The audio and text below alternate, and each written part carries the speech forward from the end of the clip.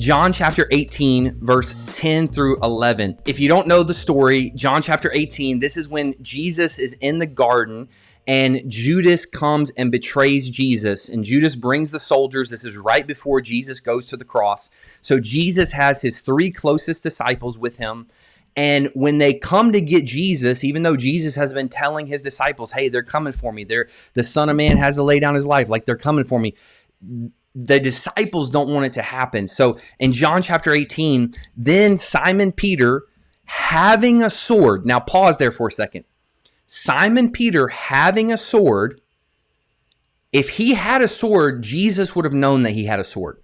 These guys lived together, slept in the same houses. They ate together. They traveled together for 3 years. So if Peter had a sword, Jesus knew Peter had a sword. This wasn't just a little pocket knife.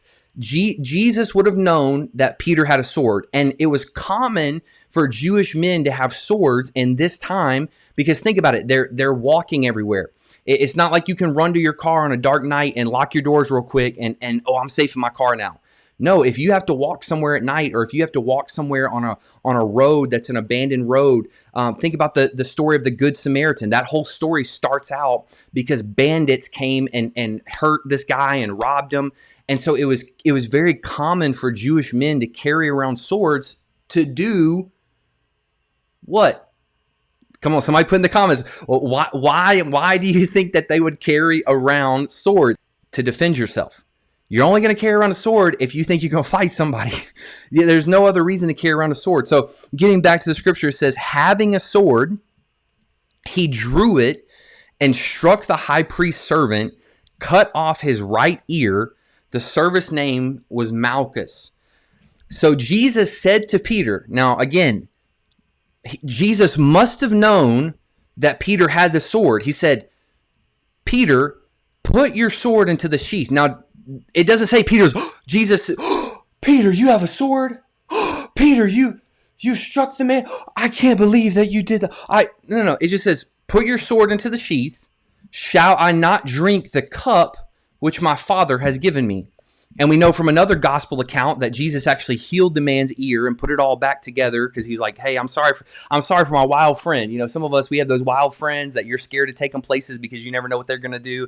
That was Peter. He was a little wild. So Peter heals the guy, but we never see Jesus rebuking Peter necessarily for having the sword. We never see Jesus rebuking Peter for defending Jesus because, again, in Peter's mind, okay, they're coming to, not in this moment they're going to kill him, but eventually they're going to kill him. So I'm trying to defend Jesus.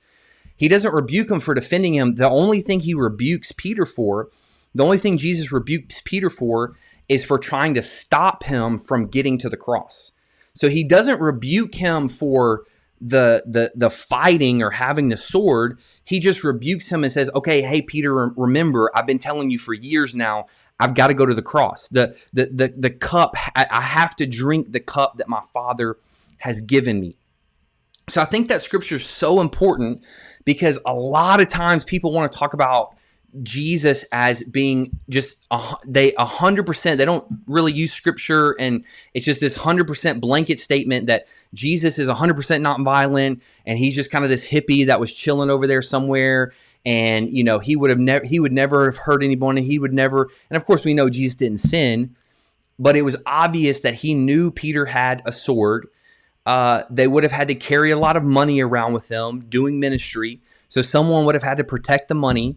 There were probably women and children with them. Somebody had to protect the women and children. I know a lot of times we think about the Bible, we think that everybody was just so pure and holy and innocent, but there were some bad people in the Bible too.